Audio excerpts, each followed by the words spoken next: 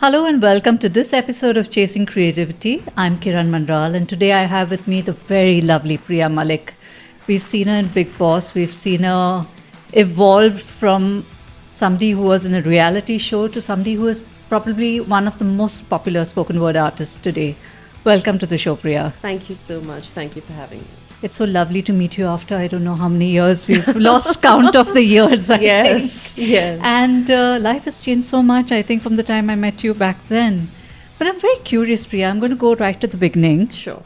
How did a girl from Dehradun go to Australia, enter Big Brother Australia, then come to India and enter Big Boss India, and then go on to become a poet? A poet. So weird, right?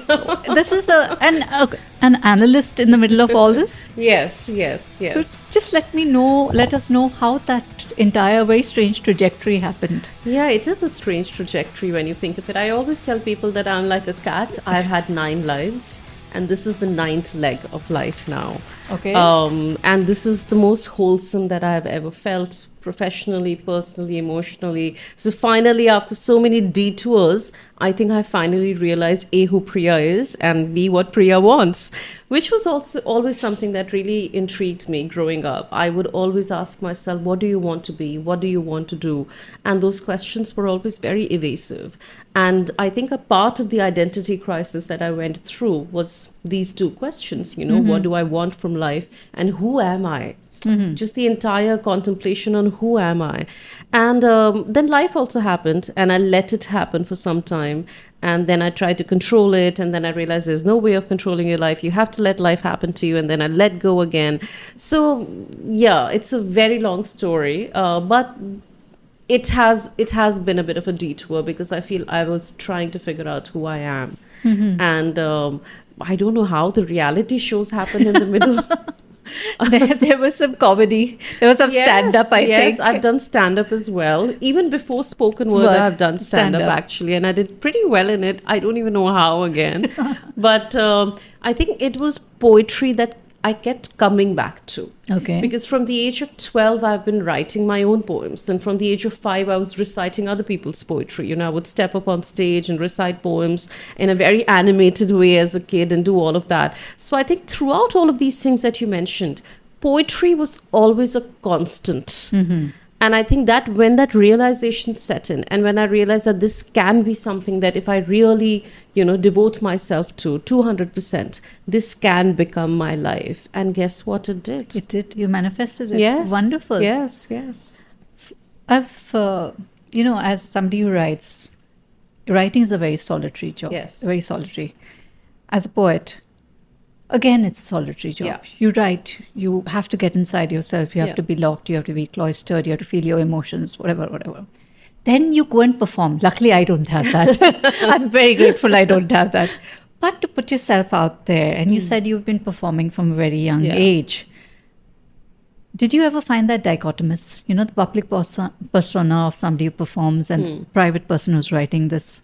I think with me, I was always a performer as well, because my love for poetry began with those performances, with stage poetry. And I was a very little kid back then. I was like probably 5 or 6 years old. I would go on a mic, and my school was very much into elocutions. So I would recite, oh, Captain, my Captain. That I think I must be around 10 years old when that happened. But even from like a very young age, when I was 5 or 6, I was still always reciting the nursery rhymes. Then I moved on to the classic poetry. Then when I was a teenager, I was then, reciting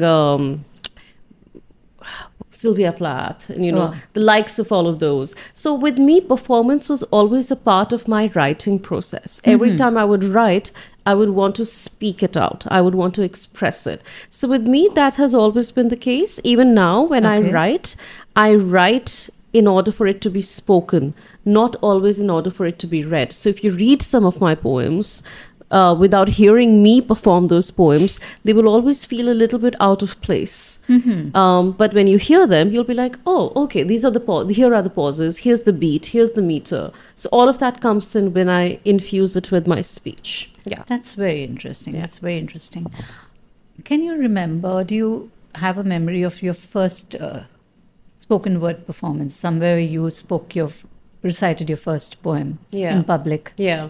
So as I said, I've been writing for a very long time, but I did not perform my own poems. I was always performing other people's poetry. I never even knew that spoken word was a thing.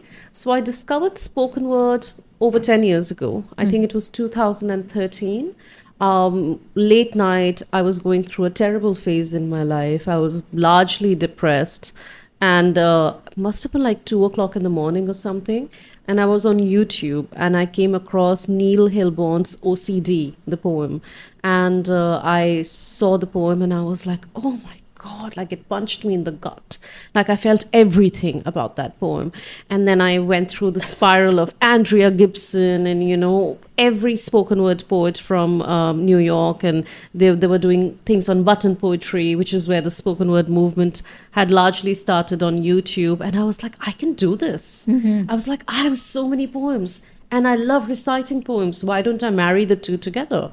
And as destiny would have it, I wrote spoken word poetry, Australia, because I thought maybe they're doing something here too. And in Adelaide, within 3 days, there was a competition. Okay. And I lived in Adelaide, and it was the Australian Poetry Slam, which you could participate into. And I put the 2 and 2 together, and I performed a very angry breakup poem. It is now out on Unerased Poetry. It is called When He Told Me He No Longer Loved Me. And I went and I participated, and I won. And I was That was your very first performance? Yes. And you won? I won that round. Wow.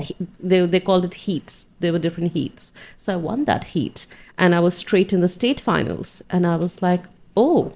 So, validation happened and the expression happened. So everything just started coming together.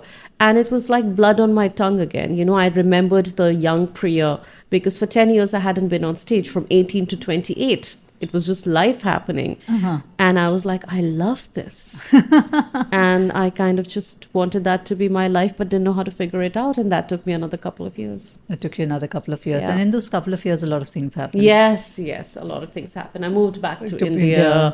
Big Brother happened. Big Boss happened. Oh gosh, don't even get me started. And then I still did not think of it as a career. I still thought poetry will be something I do on the side. And I was trying to do more mainstream things. I was doing television. I was doing news. I have been a Diane on a show. Yes, apparently I read that and I was like, I cannot imagine Priya as a Diane. Yeah, She's no, the I had a very sweetest long choti with like special powers. So I have been like a Jill of so many trades, but I realized that I can be the master when it comes to poetry. And when the first brand collab happened, it was my 30th birthday. I was at Kala Ghoda Cafe with Karan and we were having lunch. And I got a phone call from Unerased Poetry and they said, hey, your poems, because my poems were already viral by then, 2 or 3 of them. And they said, there's a brand, they want to pay you, a couple of lakhs and they want you to write a poem. Can you do this in 24 hours? I said, what? Couple of lakhs in 24 hours? Yes. Yeah. They said you have to write it and shoot it and it needs to go live tomorrow. Wow. And everything just happened within 24 hours. And that poem was my first poetry collab. Lovely. Yeah.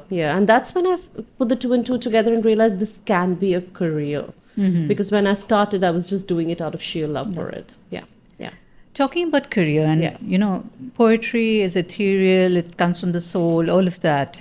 When we talk about the commercial aspects of it, there's a reluctance to talk commercials. Yes, I just did. You did. And I'm so glad you did this because I want to talk about how difficult it is to make a living as a poet, as a creative person.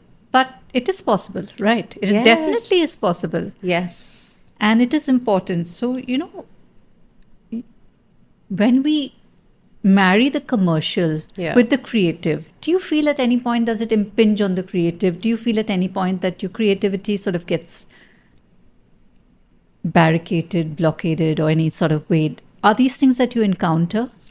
Yes and no. I feel the commercial aspect actually helps in keeping it alive as well. Gulzar Sahab would not be writing poems and songs if he wasn't getting paid for them. You know, he was painting cars at a car repair shop when he first started. And from the moment he started getting paid, that's when he became who he is today. And I think that's a very important thing to remember. I think we often embarrass ourselves when we make money out of art. You know, अपनी कला से जब आप कमाने लगते हो, आपको लगता है कि oh my God, am I doing justice to this? Am I becoming too commercial, too mainstream? I think there is nothing more successful than being able to make money from an art form that comes naturally and organically to you. For me, that's the pinnacle of being a successful artist, that this is what is running your household. Yes, it is important to not get lost in the commercial aspect. So if I'm writing for 5 brands at a stretch in 1 month, I will also make sure that I write 1 or 2 pieces which are just for me. There's no brand attached to it. They're for myself to be able to connect to my audience and to perform my own poems. So as long as I keep that balance alive, I think I will be okay. The day I'm only writing for brands and not writing for myself, that's the day I would have lost that balance. So I look at it as a mark or an attribute of success, because I think it is very essential that artists do get paid for their art and are not embarrassed at getting paid for their art, and not embarrassed at asking to be paid for their Very art important. as well. Because I think the reason it took me more than 30 years to become a poet is because growing up in a middle class household, you're never told that you can become a poet. You're told you can become an engineer, you're told you can become a doctor, a teacher, a banker, because those are paid jobs. When you tell them, hey, mom, I'm thinking I'm going to become a poet, you're told that no, how will you run your house or how will you make money? That's the first question. So it's about time that that changes. And I'm very happy that we're living in a generation where young kids see influencers and poets and comedians and spoken word artists, and they know that this can be a full-time career and it is not just something on the side, the way probably you and I grew up. Yeah. Absolutely. Yeah. And I'm so glad you brought this up. What is your process like? Now, of course, you have a small baby and, you know, Yes. everything has been turned topsy-turvy. Yeah. But before that, how did you work? Because days are busy, there's shoots, Yeah. there's performances. But to take time away to write, how does it happen for you? You know, the last poem I wrote was at 4 o'clock last morning. Okay. Actually, this morning. Yeah, it was today. I say I've lost track of time. The last poem I wrote was at 4 o'clock today morning with Zoravar in my lap while putting him to sleep. And he was in bed. I had one hand free and I was typing with that hand. So I'll tell you how this happens. So with me, the process is that a thought will take home in my place, have a place of almost home in my heart, you know. And that thought will keep going and going and going, but it will be just a thought. Sometimes it is just a line. For instance, one of my most popular poems, मैं 2019 में 1999 ढूंढ रही हूँ. So that line or that original thought about finding the 90s will be in my heart and my head and my soul. And it keeps manifesting itself as much as it possibly can. And then one day, it's like a gush of water, or, you know, to say it in a better way, it's like Ahmed, you know, that thought comes to you, or that poem comes to you. And one day I will just sit and it will take me a couple of minutes and I'll type it out. And that's exactly what happened last night. That thought of that particular poem had been in my heart for a very long time. And I just wrote it out within a couple of minutes. With one hand, I was tapping, and it's done. Talent. So with me, it is that I need that thought to marinate for some time. And once it is fully marinated, it will come to me. Okay. I know it will come to me. And when it does, I also know it's time. So when it comes, you let it flow through you. Yeah, You're it's not like giving fighting birth. it. Yeah. Yeah, like, you know, for the lack of a better metaphor, because I've just given birth, right? So you are in labor with that poem. You know, initially for the first few months or days or weeks or hours, that poem is taking shape. The hands, the legs, the heart, the kidney, the liver. And once the baby is ready, once the poem is ready, whether you like it or not, it will push itself out of you. Okay. Yeah. You can't fight it, you can't stop It's it. ejection reflex, as they say in labor. Also, Priya, you write in 2 languages. Yes. And you're one of the rare people who is very good at both. Thank you. And Is there a time when you feel, how do you decide that this is the language I'm going to do this in? Does it, I mean, do you have to decide that I'm going to write this in English, I'm going to do this in Hindi, this thought has come to me in this language, but maybe it will be better in the other language? Does that also happen? I've started leaning more towards Hindi, Urdu, Hindustani, so to speak, Hindustani, nowadays. I no longer enjoy writing in English very much. Okay. But there are some poems that I know will be better in English than Hindi. Like there was this poem that I did called I'm Not a Cool Girlfriend. And I know that writing that in Hindi would be such a disservice to that phrase because it was just the whole idea of being a cool girl or being a cool girlfriend. So I know that poem, I would be able to express it better in English. The same with one of my first poems, when he told me he no longer loved me. I don't think Hindi would have done justice to that particular thought process. So I don't consciously make that decision. I think for me, it's a very logical decision that, okay, yeah, this is an English thought that has come to my head. The thought has popped in English. Let me do this in English. Or the thought has popped in Hindi. Let me do this in Hindi. And once in a while, I mix the two as well. Okay. There are a lot of pieces of mine, like Broken But Beautiful is one of them, which is half English, half Hindi, and it kind of flows and, ebbs. It has its own trajectory. That I just let that flow while I'm doing the writing process. Okay. Yeah. While performing, how important is it for the audience's energy to bounce back at you? Does that affect the performance in any way? How does it work for you? Because we know comic and stand-up. Yeah. That's so very essential. Theatre is essential. Yeah. Spoken word, you're reciting your poems. Do you have to feed off the reaction of the audience as well? Yes, you do. The snapping, that's a very essential part of spoken word poetry. So just like in comedy, your purpose is to elicit laughter, which is a very organic reaction. You can't force people to laugh.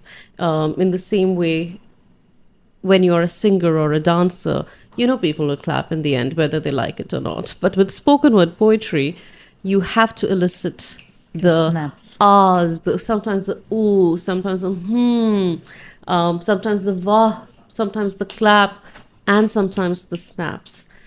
So when you're performing and you're on stage and you know that is happening, or if you see someone tearing up at a particular poem, that is extremely essential.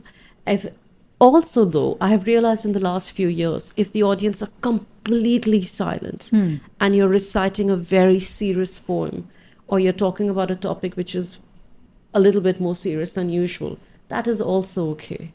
I used to really try to feed off all the snaps and the ahs and the ums and the vahs, but I've also realized that some poems, it is nice for the audience to just be able to simmer into the poem and not have to constantly give you that. Okay. So I've become okay with not having that as well, because I understand that they're really into it. I think by now I can tell that they are into it. And touch wood, they are into it. They are into it. I haven't had a performance in the last few years where I've been like, oh, I've lost them. I touch wood, I haven't. But it can happen, of course. It can happen to the best of us. Yeah. May it never happen. You also, as you said, you did the role of a Dayan. Yeah. Dukayan, actually, it was called. Dukayan. I had 2 heads. Oh, lovely. Yeah. My goodness gracious. Did you never think of going full-fledged into the acting world? No, it's not for me. I mean, I did tell, I'm sure this has been said before and you've heard this before as well. You work for the stomach and you work for the soul. With me, when I did that show, I was paying my rent in Mumbai and I was trying to set up a life here. I was doing so many things. And I know it comes easily to me to act as well. So I did it because I knew that I had to pay the bills. Did I do it out of my love for acting? The answer is no. Do I still enjoy acting? The answer is yes. But it is not where my heart lies. I can still do it, but I would not actively chase it or actively seek it anymore. Now that I know that I can fill my heart and my stomach and my soul with poetry. Yeah. Lovely. A lot of our writing happens through life experience and through, your first spoken word which got you the award was from life experience. Yes. And Heartbreak. Heartbreak, as does so much of your other work. Yeah. Have there been any instances where, something has affected you so profoundly, but you've not been able to put it down? Yes. That's a great question. I recently did a piece which was about sexual abuse. And it took me so many years to talk about it. I just kind of buried it in such a place where I would never want to even dive into that crevice of my mind and talk about it.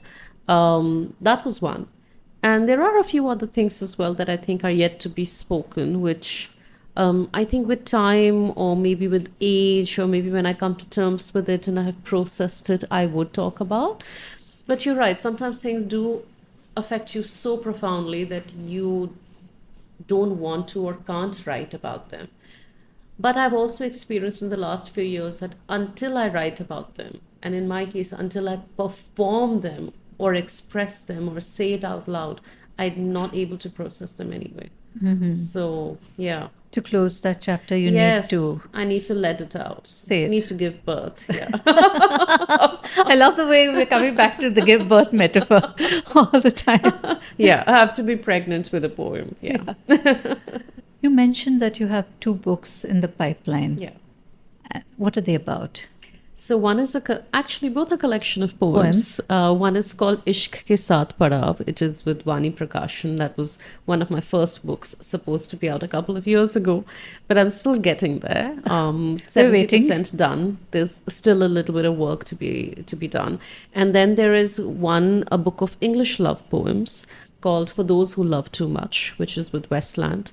And I'm hoping that will be out soon as well. As soon That's as submitted I can. already? No, No. not from my end, no. I think I need to, I realized the other day that I had so much time before I gave birth to my baby. And now that I have given birth to the baby, there is less time.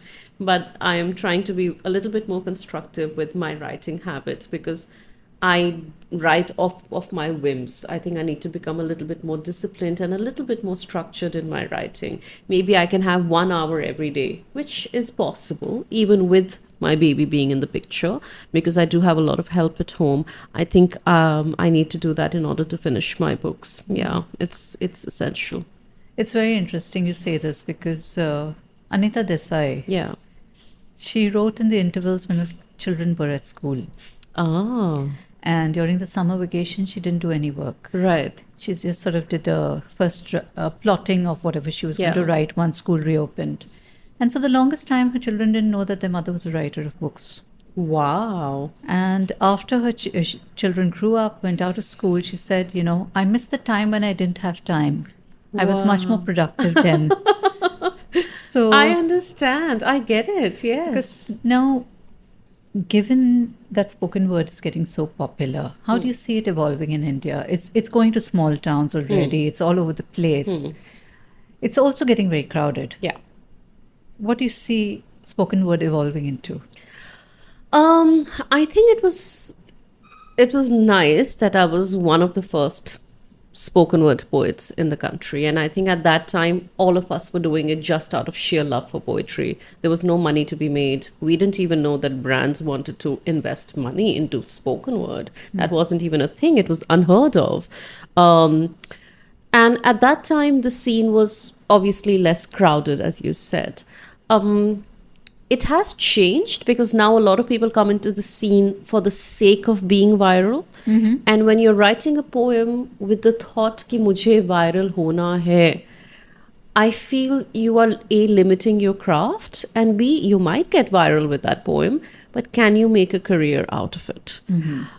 So I've seen it evolve in that way as well. A lot of people now want to come because they think we have these really fancy, perfect lives, which is also not true. We have months where there are no brand collabs, and then there's a month when there are 5 of them, and you're doing what you're doing with it. I like seeing new people on the scene. I don't mind it at all. And I also like seeing, new work on the scene. And a lot of older poets who started off when I started off have also kind of, gone into oblivion. I have seen that happen as well. Some of them have taken up jobs. Some of them have branched out into other things like direction and media, so to speak. I'm okay with whatever's happening on the scene. I think as long as I'm only focusing on my journey, I'm fine. When I see another person doing well, I'm happy for them. When I see another person not doing well, I talk to them and ask them how they're doing. So I think I've really been at peace with my journey in this. And I don't try to not get affected by what else is happening on the scene, or is it even a scene, or is it not, all of those questions. And people do ask me that often, but I don't really get into it. But when it comes to where I see the spoken word era in India going, it's great that brands have latched onto it, but I still think it needs a lot of structuring. Like in Mumbai, we still have some structure or a scene, so to speak. In other cities, we don't yet. So that needs to be done. Yeah. What about audiences? Do you think audiences are growing fast enough with the scene? The scene, quote unquote. Yes, they are. I've done a few sold out shows in the last 1 year in Mumbai itself at the NCPA, and I've got another one coming up now. So when I see that, it's really nice. It's also really nice to see a very large demographic when I look at my audience. I have people from the age of 18 to 80 at a spoken word poetry show.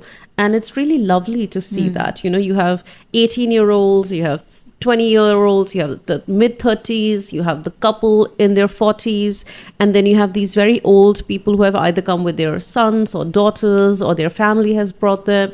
So there is that range, especially at my shows. That's the truth. And I love seeing that it is impacting people of all ages, all demographics, and people that I would not expect to see at a poetry show. Because I think back in the days when you looked at a mushaira or a kavi sammelan, you would always see some specific type of people dressed specifically, who talk in a particular manner, who are of a particular age range. All of that was very apparent. With spoken word, you could see that it is, delving into more areas when it comes to the kind of people that it is bringing to the shows. So it's quite fun to watch that as well. Yeah. I'm glad you spoke about mushairas and, Kavi Sammelans, because we've always had such a rich culture and heritage of that. And somehow it became uncool. And sadly enough, because, we grew up seeing them on television. In Bombay, there wasn't so much of it. But I remember... In Delhi, it was quite a thing. It's quite huge. Yeah. But why did this happen, do you think? Why did they become suddenly uncool? So to speak? They're becoming cool again, thankfully. Cool again, okay. It's all coming back. Jashn-e-Rekhta is huge. Jashn-e-Rekhta is there, and I have been a part of Jashn-e-Rekhta as well, and there was a lot of controversy when I was invited to Jashn-e-Rekhta, because a lot of the traditional people from the Shairi circuit and the audience and the listeners thought that there is no place for a spoken word poet to be on it. And it was quite, it was very vehement. It was very strange to see the amount of the vitriol that was being forced on me. So I understood that there is that divide between traditional shires and spoken word poets, and people feel it can't be bridged. And I'm one of those people whose poetry has some Urdu thrown in, whether my talaffuz is not, whether I'm doing the kaf right or not, I don't think about all of that. I'm just performing, I'm doing all of that. And my audience are a little bit of the Shairi audience, but also the non-Shairi audience and all of that. So, there is a divide, and then it needs to be cool again. And I have performed with a lot of Shairs now. I was a part of, then I got invited by Jashn-e-Rekhta again 2 years ago, and I was a part of the Khatahin Mushaira, which was like, these were like proper poets, the Sher-o-Shairi wale poets. And then there was me with a little bit of English and a little bit of Hindi and a little bit of Urdu. I love it. And, all of that. So I like that the scene is kind of trying to become one. There are audiences and artists who do try and divide these scenes. But I think it's about time that it becomes one scene. I met this particular Shair at the airport over a year ago. Non-pregnant days, and life gets divided into non-pregnant is like before Christ, after Christ. Mine is BZ and AZ, so before Zoraber. And he came up to me and he said, Priya ji, aapne to scene hi badal diya. And I said, kyun? He said, aap log jab jaate hain poetry shows ke liye, aap rehte hain 5-star hotel mein, और आप लोग महंगी गाड़ी में जाते हैं और आप बिजनेस साथ में ट्रैवल करते हैं और हम लोग देखो अभी भी 2 स्टार होटल में हमें ठहराया जाता है, लिफाफे में 1100 रुपये पकड़ा के दिया जाता है. And when he was saying all of that I realise that he's coming from a very truthful place, because that has happened with shires, you know, and that has happened not with the biggest of shires, but it still happens with people who are trying out shero shairi. And in a way I want this to change. I think all of us need to be on the same stage, because we do have a crowd that likes to listen to both. I recently did a show where Wasim Barelvi Sahab was the headliner, and you know, when you listen to Wasim Sahab, he's like the epitome of shero shairi, and there were people who were there to listen to him, and then there were people who were there to listen to me. And it is possible that we are both being treated the same way, and we should be living life of a similar standard as well. So yeah, I think that divide needs to change, because it's a very similar form of art. You go in front of a microphone and you are reciting poetry. Yeah. That's a lovely thought. Let's hope that happens sometime. Yes, soon. I mean, it happens to the greatest shires, but there are still people out there who are struggling and who think that they will never be able to make it cool, or they will never be able to live the life they want. Again, the whole commerce and art factor comes into play over there. And a lot of people think that in order to be a true शायर or a true poet, you know, आप फटे हुए कुर्ते और चप्पल में जाके झोला लटका के वहाँ पे अपनी कहानियाँ सुना रहे हो तो आप असली सच्चे शायर हो. अगर आप थोड़ा तैयार व्यार होके अच्छे लग के सुना रहे हो तो आप असली शायर नहीं हो. I think ये सब चीज़ें चेंज होनी चाहिए. It's very important, you know, that we get out of that entire image that we have in our heads. That's a good thought. What's coming next from Priya? What's coming next for me? Hopefully the 2 books. I hope that I get to writing them very soon. I am doing a few live shows. I am touring. I hate using that word, touring India. No, I'm going to a few cities here and there and doing the last leg of my show called Ishq Hai. And that's it for now. And I think I'll see what comes later. Yeah. I think the 1 year, the first year of the baby is the first thing. Yes. I need to slow down and really, you know, appreciate, because he's growing up so quickly. Like, I don't even know where the last 3 months have gone. So I really want to make sure. I might never get a chance at it again. I might not have another baby. So this is as much as this is my child's childhood, this is also my motherhood. So I'm very cognizant of that as well. That's such a lovely thought. All the very best, Priya, for whatever Thank comes you. ahead. And thank you for taking time out for this. Thank you so much.